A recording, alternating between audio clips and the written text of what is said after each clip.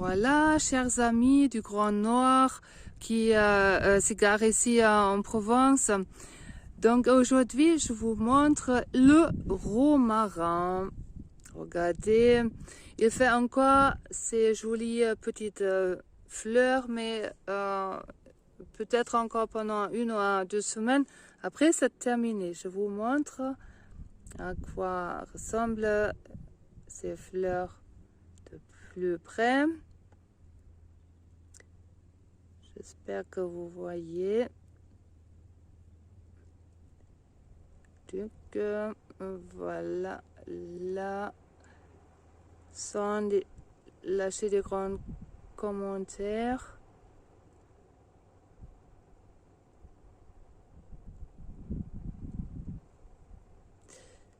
On peut presque, de toute manière, on ne peut pas se tromper. Regardez ici aussi une espèce de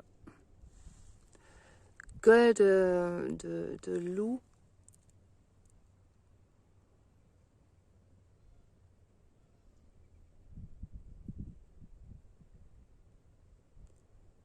Pour les botanistes, c'est la famille des Lamiacées, mais eux, ils connaissent le romarin aussi. Donc, c'est pas pour eux que eux connaissent tout. Voilà. Et maintenant, les feuilles, hein, elles sont bien coriaces, un peu aiguilleux, mais pas tant que ça. Ici, vous voyez un trait, un gros trait blanc. Ça, c'est l'arrière-face et en surface, c'est vert. On a vraiment du mal à se tromper ce que c'est un romarin parce qu'en plus, quand on coupe un tout petit peu de ses feuilles et voilà, on l'écrase un peu et on le met au nez et ça sent le romarin, c'est parce que c'est le romarin. Il n'y a vraiment rien d'autre. Ça, c'est le bois du romarin. Ça, c'est des arbustes qui peuvent monter jusqu'à 2 mètres. Hein. C'est vraiment assez incroyable, cette plante. Et si vous avez envie d'en consommer pour des tisanes, pour épicer vos plats, n'hésitez pas, ça c'est du vrai. Il y a des différents types de romarin, différentes sortes. Celui-là, il est moins comfrey que ce qu'on trouve d'habitude. Si on entraîne son nez à un moment donné, on le sent.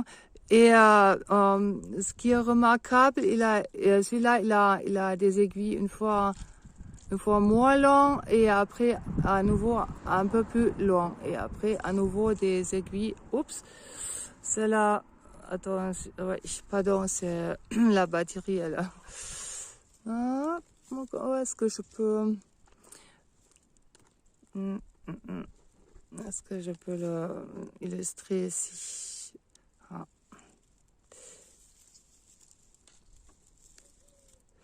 Un tout petit peu peut-être, je peux le montrer là, qu'il y a des aiguilles, donc des feuilles un peu moins longues que les autres. Et il y a des espèces de romarin où les feuilles sont plus piquantes, un peu plus longues, et elles ont toutes la même longueur. Et celui-là, il est moins comfrey, en tant que huile essentielle, celui-là, il est beaucoup utilisé pour soigner les infections respiratoires pour les enfants, etc. J'en passe.